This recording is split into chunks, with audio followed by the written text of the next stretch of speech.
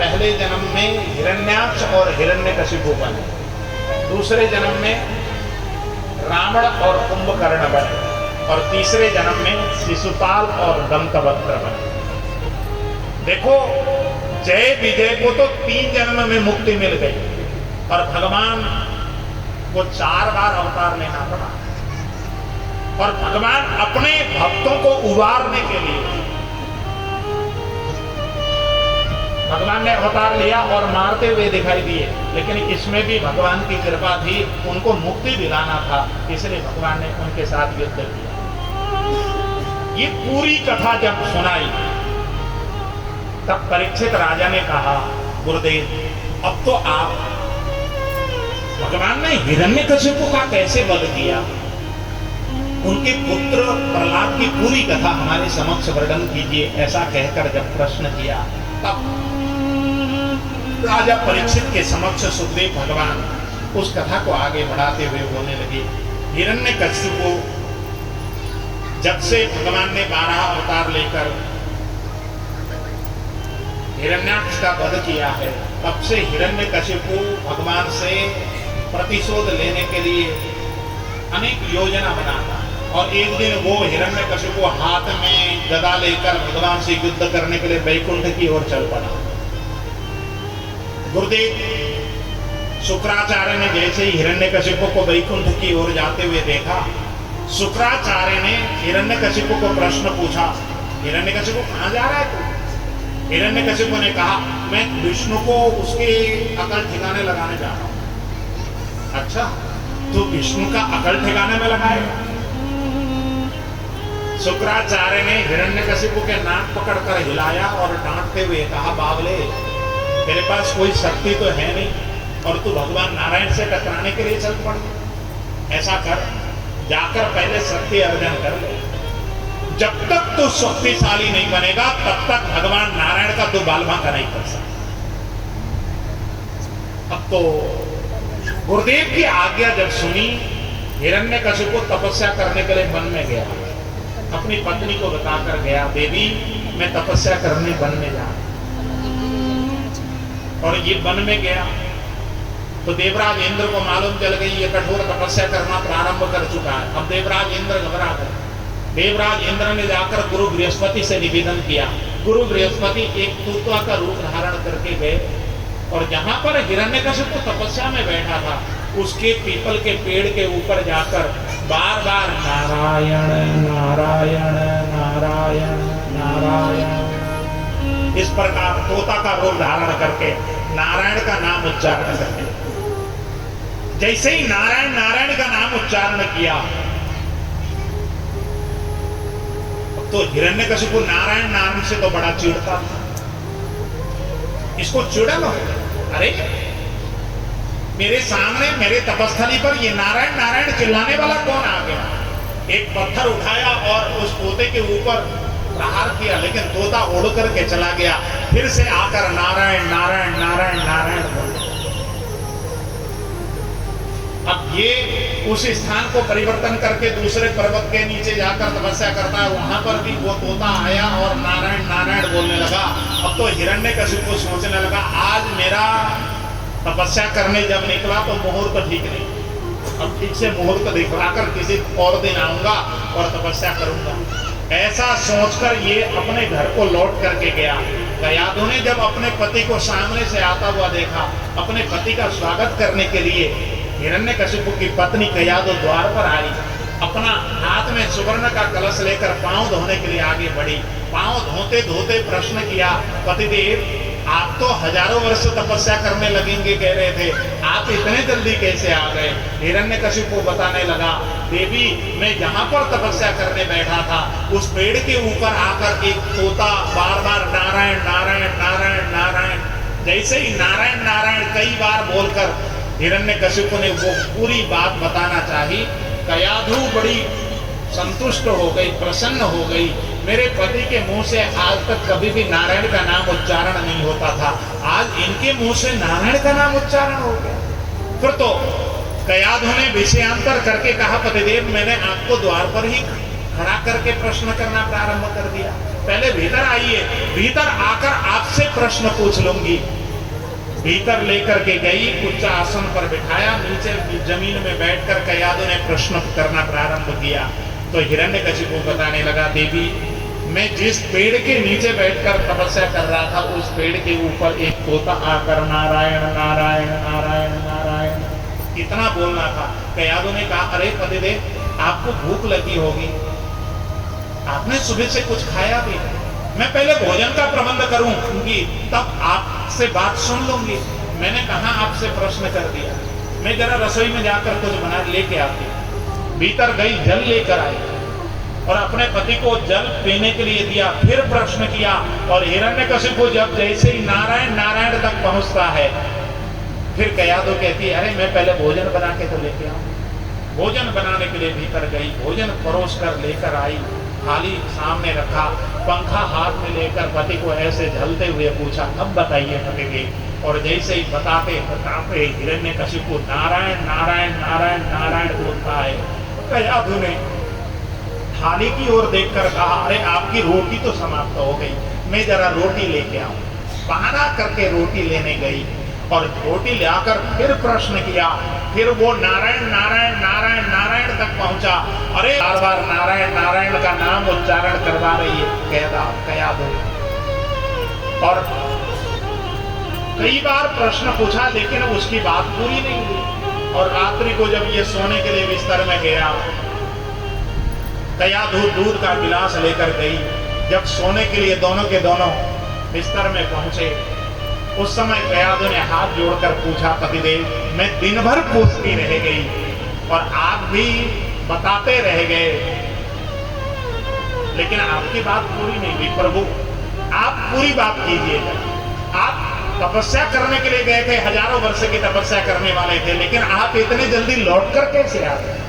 तब हिरण्यकशिपु ने बताया, मैं जहां पर तपस्या करने बैठा था, उस पेड़ के ऊपर एक तोता आकर नारायण नारायण नारायण नारायण नारायण नारायण का उच्चारण कर रहा था। और तुम तो जानती हो मुझे नारायण के नाम से कितनी चिड़न है। और इसलिए मैं प्रयास भी किया दूसरे पर्वत के नीचे जाकर मैं तपस्या करूं, लेकिन वो तोता मेरा पीछा छोड़ नहीं रहा था। वो बार बार नारायण नारायण का उच्चारण कर रहा था। और आज ये बताते बताते हिरण्यकशिपु के मुंह से कयादु ने 108 बार नारायण नाम का उच्चारण करवा दिया। और नारायण का नाम उच्चारण करते करते ये दोनों के दोनों जब सोए, उस दिन कयादु गर्भवती हो गई। नारायण का नाम उच्चारण करके, नारायण का नाम सुनकर जब ये गर्भवती हुई है, तो कयादु के गर्भ में प्रहलाद का आगमन हो गया, भक्त का आगमन हो गया। हिरण्यकशिपु तो दूसरे दिन प्रातःकाल गुरुदेव से मुहूर्त दिखाकर तपस्या करने चला गया और तपस्या बहुत कठोर तपस्या की। इसकी तपस्या से प्रसन्न होकर ब्रह्मदेव प्रकट हो गए। ब्रह्मदेव ने कहा कि भैया वरदान मांग। हिरण्यकशिपु ने वरदान की घड़ी मांगी। पहले तो कहा कि मुझे अमरता का वरदान दीजिए। ब्रह्मा जी ने कहा कि भैया अमर तो मैं स्वयं भी नहीं, जब मैं स्वयं अमर नहीं हूं तो तुझे अमरता का वरदान कैसे दे सकता।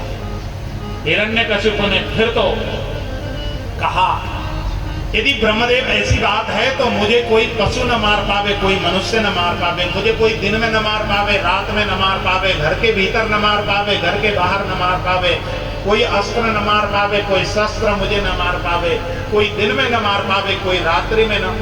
अनेक प्रकार के जब वरदान मांगे, 12 महीने में कोई मुझे न मार पावे, अनेक प्रकार के जब वरदान मांगे, ब्रह्मा जी ने तथास्तु कहा, वहां से चले गए। इधर कयादु के गर्भ से प्रहलाद का जन्म हो चुका था। 1 वर्ष तक हिरण्यकशिपु ने बहुत कठोर तपस्या की थी, तब ब्रह्मदेव प्रकट हुए।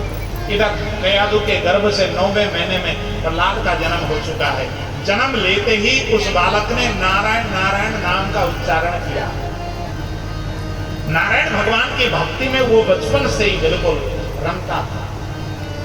और जैसे हिरण्यकशिपु अपने घर में लौट के आया, कयादु के गोद का बालक देखा, हिरण्यकशिपु गदगद हो गया। पुत्र को पाकर हिरण्यकशिपु गदगद हो गया। अब तो उसने स्वर्ग पर चढ़ाई की, स्वर्ग का राजा बना हिरण्यकशिपु। सारे के सारे देवताओं को मार पीट कर इसने भगा दी, अब स्वर्ग का राजा।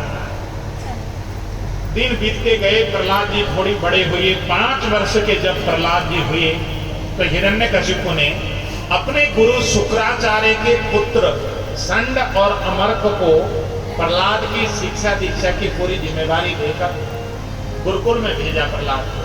प्रहलाद गुरुकुल में जाकर शिक्षा ग्रहण करने लगे। शिक्षा दीक्षा प्रारंभ हो गई। 1 वर्ष बाद हिरण्यकशिपु ने अपने पुत्र से मिलने की इच्छा जाहिर की। तब संड अमर्क प्रहलाद को लेकर जब हिरण्यकशिपु के पास आए, हिरण्यकशिपु ने अपने गोद में लेकर प्रहलाद को बहुत दुलार करके प्रेम किया और प्रहलाद से प्रश्न किया, बेटा तू बता, अब तक तूने सबसे अच्छी बात जो सीखी हो ना मेरे सामने बता दे। गुरुकुल में 1 वर्ष से तो पढ़ाई करता है, इतना कहना था। अब प्रहलाद जी ने जो बात कही बहुत अच्छी बात कही। क्या कही प्रहलाद जी? साधु मन कशिपु के सामने जैसे ही प्रहलाद जी ने इस प्रकार श्लोक के माध्यम से भगवान नारायण की भक्ति की बात कही, हिरण्यकशिपु तो तिल में आ गया। हिरण्यकशिपु के सामने प्रहलाद जी बोलने लगे, पिताश्री ये संसार अंधेरे कुएं के समान है। जो भी इस संसार में जन्म लेकर आया है वो यदि आत्म कल्याण करना चाहता है तो उसको संसार का मोह छोड़कर भगवान का शरण में अपने आप को लगाना चाहिए। इतना सुनना था। हिरण्यकशिपु तो दिल में ला गोद में लिया हुआ था अपने पुत्र। इसने अपने राज्य में नारायण की भक्ति करने में प्रतिबंधित कर रखी थी और आज अपना ही पुत्र अपने गोद में बैठकर नारायण की भक्ति करने की बात जब करता है, हिरण्यकशिपु तो तिल में ला गया। क्रोधित होकर हिरण्यकशिपु ने प्रहलाद को जैसे ही नीचे जमीन में पटका। उस समय हिरण्यकशिपु अपने पुत्र को बहुत गाली देता, अरे मेरा डंडा लेके आओ, जरा मेज का डंडा ले आओ तो मैं इसको अकल ठिकाने में लगाऊं। आनीयता मरे वेत्रम अस्माकम यशस्कर कुलंगारस्य दुर्बुद्धेश चतुर्थोस्योद्यतोदम दैत्येय चंद्रवने जातोयम कंटकद्रुम यन्मूलन मूलपरशुर विष्णुर्नालायितुर्वर्गा। ये नालायक कहां दैत्य के कुल में पैदा हो गया? मैं इसको अपने बेंत का डंडा से मार मार कर अभी इसके कल ठिकाने को लगा देता हूं। गाली देने लगा, दिल में लाभ है। और जो हिरण्यकशिपु ने गाली देना प्रारंभ किया, अब संड और अमर्क घबराकर प्रहलाद को झटपट पकड़कर गुरुकुल लेकर दौड़ करके गए और गुरुकुल में जाकर प्रहलाद को समझाया, भैया रे तू तो मरेगा मरेगा, तेरा बाप हमको भी छोड़ेगा। इसलिए आज के बाद कभी भी अपने पिता के पास जाकर कभी नारायण की भक्ति करने की बात मत कर ले। इतना कहना था। अब प्रहलाद जी तो नारायण की भक्ति में रमे हुए थे, हर समय भजन किया करते, हर समय भक्ति किया करते। 1 वर्ष बाद हिरण्यकशिपु ने अपने पुत्र से मिलने की फिर से जाहिर की इच्छा। अब तो संड अमर्क दोनों प्रहलाद को लेकर फिर से आ गए और जैसे ही गोद में लिया हिरण्यकशिपु ने प्रहलाद को और फिर से वही प्रश्न पूछा, पुत्र बता बेटा तूने अब और क्या अच्छी बात सीखी है, बता। तब प्रहलाद जी बताने लगे, पिताश्री अब तो मैंने 9 बातें सीख ली। इतना कहकर प्रहलाद जी पिता के गोद से उतरकर सामने जाकर खड़े हो गए और हाथ जोड़कर भगवान की नवदा भक्ति को वर्णन करना प्रारंभ किया। श्रवणम शरणम पाद सेवनम, शरणम पाद सेवनम, शरणम पाद सेवनम। आज नवदा भक्ति को वर्णन कर दी। भगवान को जो प्राप्त करना चाहता है वो 9 मार्ग से भगवान की भक्ति में आगे बढ़ सकता है। भगवान की कथा सुनकर भक्ति में आगे बढ़ा जा सकता है। भगवान का कीर्तन गाकर भगवान की भक्ति में आगे बढ़ा जा सकता है। भगवान का स्मरण करके भगवान की भक्ति में आगे बढ़ा जा सकता है। भगवान का स्मरण करके भगवान की भक्ति में आगे बढ़ा जा सकता है। भगवान का चरण सेवा करके भगवान की भक्ति की जा सकती है। भगवान की पूजा करके, अर्चना करके, भगवान को नमन करके, भगवान का मैं दास हूँ इस प्रकार के भाव से भगवान को अपना मित्र मानकर भगवान के प्रति अपना जीवन समर्पण करके भगवान को अपना बनाने के लिए भक्ति की जा सकती है। ये 9 मार्ग से जो भगवान की भक्ति करता है उसको भगवान की कृपा प्राप्त होती है। जैसे ही हिरण्यकशिपु के सामने इस प्रकार प्रहलाद ने नवरा भक्ति की व्याख्या की, हिरण्यकशिपु तो आग बबूला हो गया, हुम हुम करके क्रोधित होकर अपने आंखों से अग्नि की ज्वाला प्रकट करते हुए दोनों गुरुपुत्र संड और अमात्य की ओर जैसे ही बड़ी बड़ी आंखें करके देखने लगा, दोनों के दोनों संड और अमर्त्य घबराकर हिरण्यकशिपु की ओर देखकर हाथ जोड़कर गिड़गिड़ाते हुए बोलने लगे, हे राजन, नमः प्रणीतं न पर प्रणीतं सुतो वदत्येस्तव शत्रु नैसर्गकीयमतिरस्य राजन् नियक्षमन्यो कददास्मानः। हे राजन, आपके पुत्र को न तो हमने नारायण भक्ति की बात सिखाई न और किसी ने सिखाई। आपके पुत्र के मन में ये नारायण भक्ति की बात नैसर्गिक रूप से आई है, इसलिए हमको दंडित मत कीजिए। इतना सुनना था। हिरण्यकशिपु ने प्रहलाद को मारने के लिए अनेक प्रकार के उपक्रम किए। ऊंचे पर्वत से धक्का दिया गया, लेकिन थोड़ी देर बाद प्रहलाद हंसते हुए राजभवन के द्वार पर आते हुए दिखाई दिए। अब तो हिरण्यकशिपु प्रहलाद को मारने के लिए अनेक प्रकार का कुचक्र रचता है। जहरीले नाक से कसवाने का कुचक्र रचा गया। कई दिन तक शेर को भूखा रखकर उस पिंजड़े में प्रहलाद को डाला गया।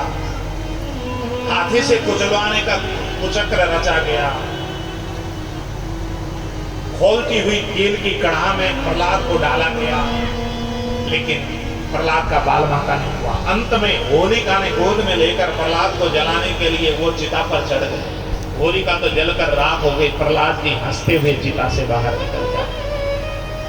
अब तो हिरण्यकशिपु हार मान गया, इसको मारा भी नहीं जा सकता, तो क्या करें? हिरण्यकशिपु ने फिर से गुरुकुल भेज दी प्रहलाद को। अब तो गुरुकुल में गुरुजी ने बहुत समझाया, बेटा तू तो मरेगा, तेरा बाप हमको भी छोड़ेगा, इसलिए आज के बाद कभी नारायण की भक्ति मत कर।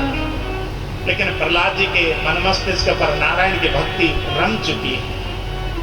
अब हर समय नारायण की भक्ति करते हैं। अब तो गुरुकुल में प्रहलाद जी को एक काल कोठरी में डाला गया, बाहर से दरवाजा बंद किया गया, किसी भी मित्र से उसको मिलने नहीं दिया जाता। एक दिन की बात, गुरुजी किसी काम से बाजार गए हुए थे। प्रहलाद के मित्रों को मौका मिला, प्रहलाद के मित्र प्रहलाद को समझाने के लिए प्रहलाद के कमरे में आ गए और मित्रों ने खूब समझाना चाहा। प्रहलाद जी ने अपने मित्रों को समझाते हुए कहा, मित्रों ये संसार की जो यात्रा है कितने दिन की?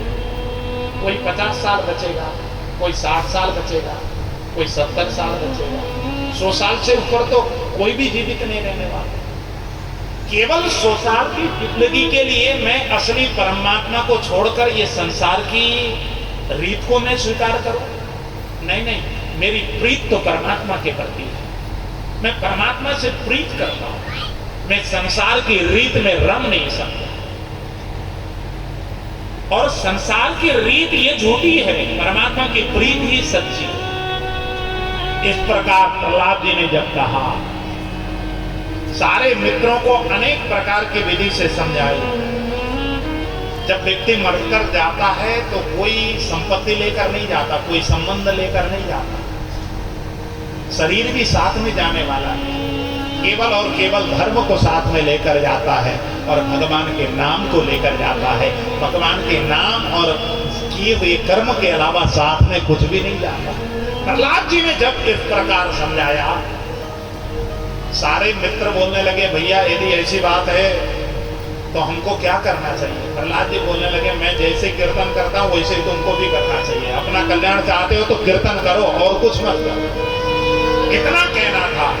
सारे के सारे मित्रों ने ढोलक मजीरे अपने अपने गले में लटका ली और आज ढोलक बजाते हुए झूम झूम कर कीर्तन गाने लगे। बहुत अच्छा।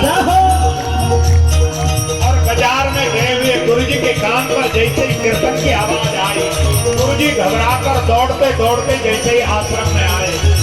प्रहलाद नृत्य कर रहा है, प्रहलाद के साथ सारे आश्रम के बच्चे भी नृत्य कर रहे हैं। अब तो गुरु जी घबरा गए। यदि हिरण्यकशिपु को मालूम चलेगा तो हिरण्यकशिपु तो हमको छोड़ेगा नहीं। ऐसा सोचकर गुरुजी ने उस कीर्तन को रुकाने का बतेरा प्रयास किया, लेकिन कीर्तन को रोक नहीं पा रहे। बतेरा आंखें बदली, बतेरा चिल्लाए, बतेरा कर रहा है, लेकिन कोई भी बच्चे कीर्तन को रोकने के लिए तैयार नहीं। ये कीर्तन रुक जाएगा। गुरुजी ने प्रहलाद का हाथ पकड़कर जैसे ही उस कीर्तन मंडली से बाहर निकालना चाहा, प्रहलाद के शरीर में कीर्तन का जो तरंग प्रवाहित हो रहा था, उस तरंग में गुरुजी भी गिरफ्त में आ गए और गुरुजी भी झूम झूम कर कीर्तन गाते। जय श्री कृष्ण बोलो जय राधे, जय श्री कृष्ण बोलो जय राधे, जय श्री कृष्ण बोलो जय राधे, जय श्री कृष्ण बोलो जय राधे, जय श्री कृष्ण बोलो जय राधे, जय श्री कृष्ण बोलो जय राधे, जय श्री कृष्ण बोलो जय राधे, जय श्री कृष्ण बोलो जय राधे, श्री राधे, जय श्री कृष्ण बोलो जय राधे, श्री राधे, जय श्री कृष्ण बोलो जय राधे। दोनों हाथ में ताली की सेवा करते हुए बद्री नारायण भगवान की।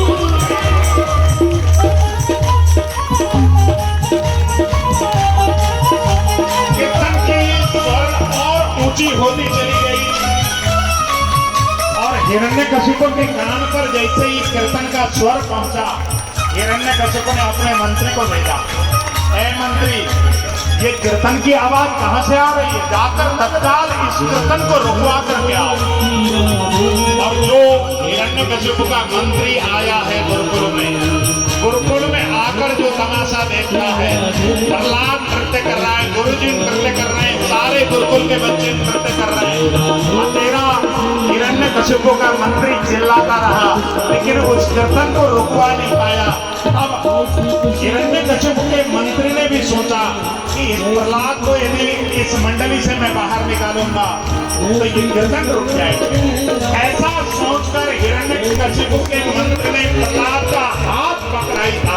प्रहलाद के शरीर में जो कीर्तन का तरंग प्रवाहित था, उस तरंग के गिरफ्त में हिरण्यकशिपु का मंत्री भी आ गया और वो भी झूम झूम कर नृत्य करने लगा।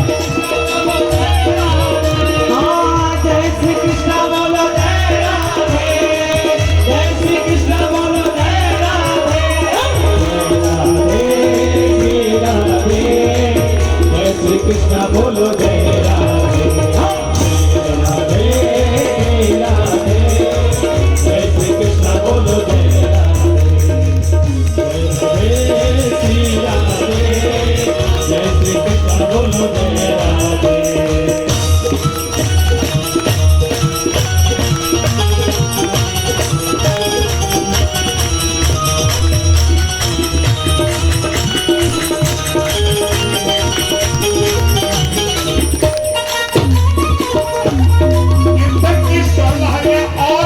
होती चली गई। हिरण्यकशिपु आज भवन में बैठा बैठा तिलमिलाने लगा। इस मंत्री को भेजे हुए बहुत टाइम हो गए, अभी भी ये कीर्तन नहीं रुकी। हिरण्यकशिपु स्वयं म्यान में से तलवार निकालकर नंगी तलवार लेकर निकला और जैसे ही गुरुकुल में आया और गुरुकुल में जो तमाशा देखा, सबके सब झूम झूम कर नृत्य कर रहे हैं और झूम झूम करके गा रहे हैं। हिरण्यकशिपु तमाशा देख रहे हैं।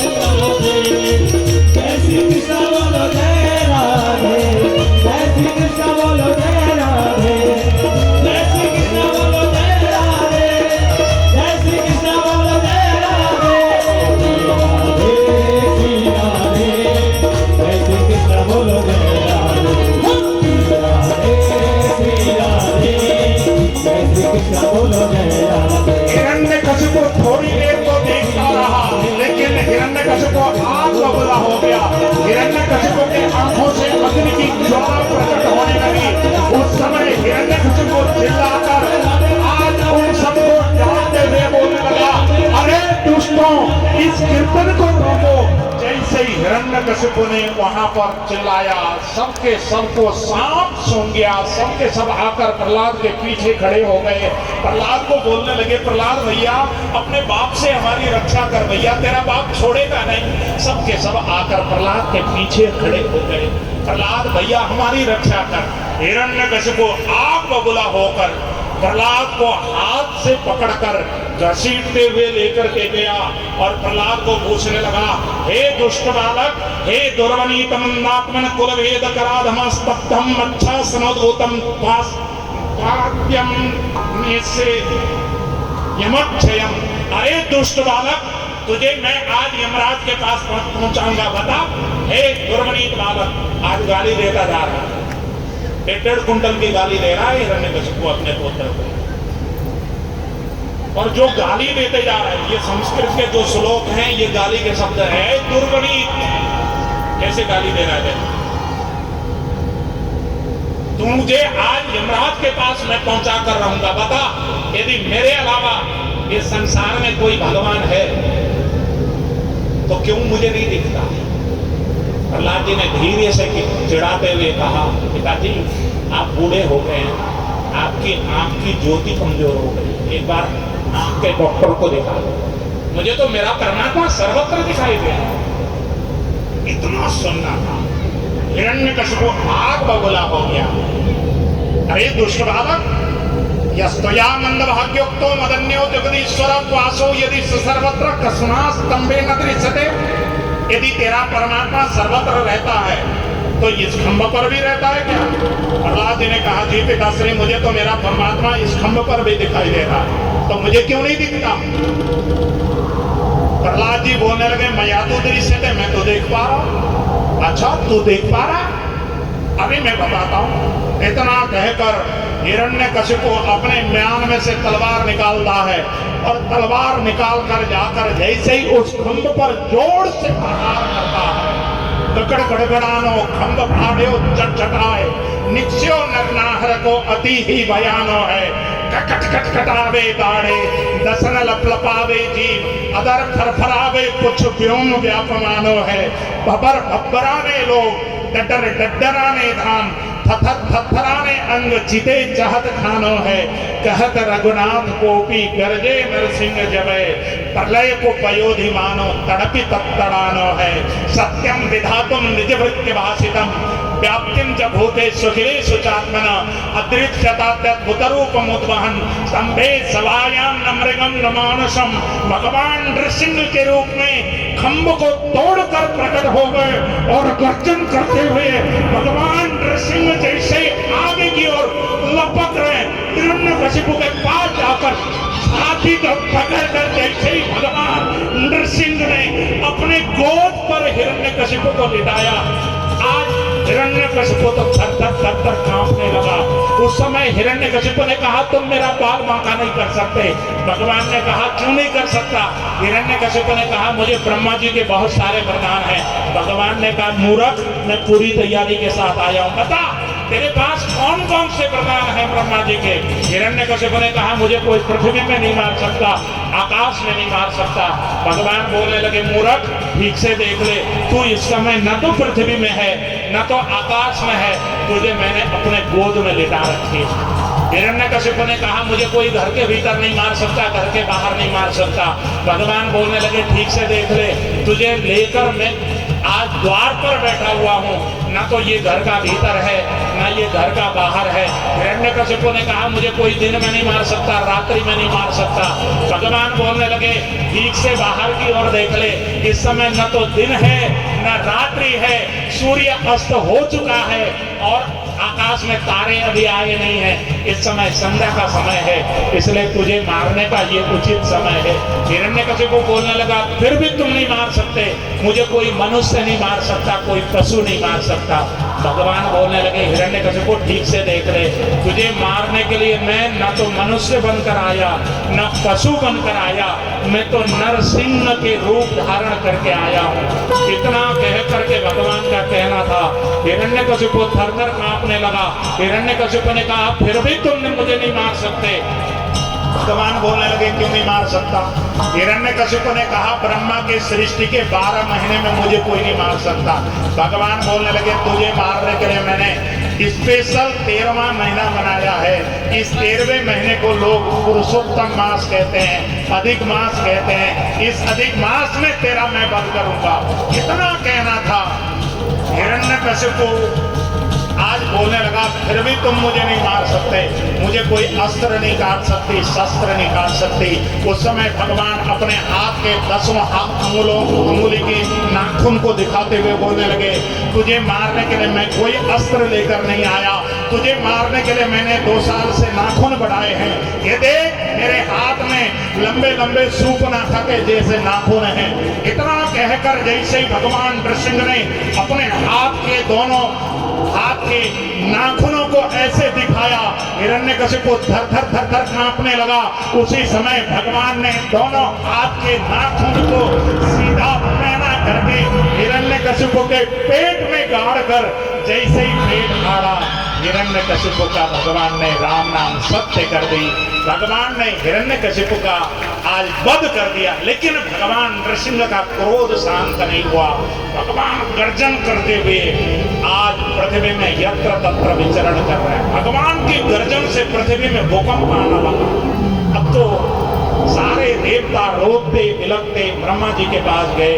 ब्रह्मा जी से जाकर निवेदन किया, ब्रह्मदेव, भगवान का नृसिंह अवतार के कारण पृथ्वी में भूकंप आया हुआ है, आप ही जाकर कुछ कर सकते हैं।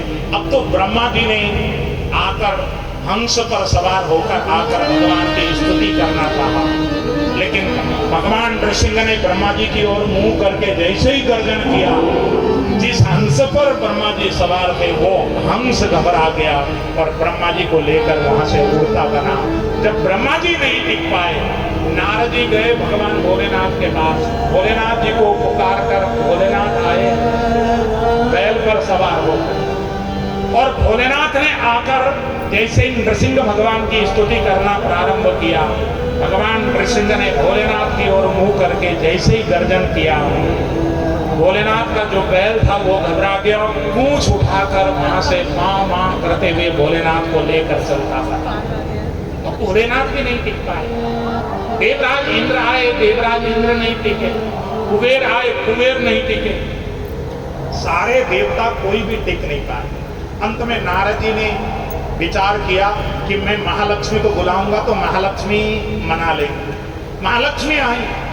पहले तो महालक्ष्मी को विश्वास ही नहीं हुआ कि भगवान नारायण क्रोधित भी होते, क्योंकि भगवान नारायण कभी क्रोधित होते नहीं थे, बड़े प्रेम से रहते थे। महालक्ष्मी ने कहा, नारद चिंता मत कर, मुझे देखते ही भगवान पानी पानी हो जाएंगे। अब महालक्ष्मी आई। भगवान का चरण से दर्शन करते करते महालक्ष्मी ने जब तक वक्षस्थल तक दर्शन किया तब तक तो कोई खतरा नहीं था, और जैसे ही महालक्ष्मी की नजर भगवान के मुखारविंद पर पड़ी और भगवान ने महालक्ष्मी की ओर मुंह करके खौफ किया, अब तो महालक्ष्मी के हाथ से वो सुवर्ण का कलश छूट गया। मैया मैया कहकर चिल्लाती हुई आज महालक्ष्मी वहां से चली गई। जब महालक्ष्मी भी नहीं टिक पाई, तब नारद जी गए हैं प्रहलाद के पास और प्रहलाद को कहा, हे प्रहलाद बेटा, ये जो भगवान नृसिंह का अवतार हुआ है वो तेरे कारण हुआ है, इसलिए तू ही जा। पर भगवान को मना भैया, तू स्तुति कर। नारद का कहना मानकर प्रहलाद जी आए हैं भगवान के पास और भगवान को हाथ जोड़कर नारद जी ने स्तुति करना प्रारंभ किया। ब्रह्मादय सुरगणा मुनयोऽथ सिद्धा सत्त्वैकतान्मतयो वचसां प्रगाहै नाराधितुं पुरगुणै रघुनातिक्रू किं तोष्टुमर्हति समे हरिरोगराय।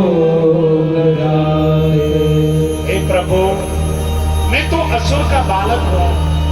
आपके सामने जब ब्रह्मा नहीं टिक पाए, भगवान शंकर नहीं टिक पाए, महालक्ष्मी नहीं टिक पाए, कोई भी देवता नहीं टिक पाया, तो मैं कैसे टिक पाऊंगा? हे प्रभु, आप मुझ बालक के ऊपर कृपा की दृष्टि इनायत करो प्रभु। मैं आपके इस स्वरूप को देखकर घबरा रहा हूं।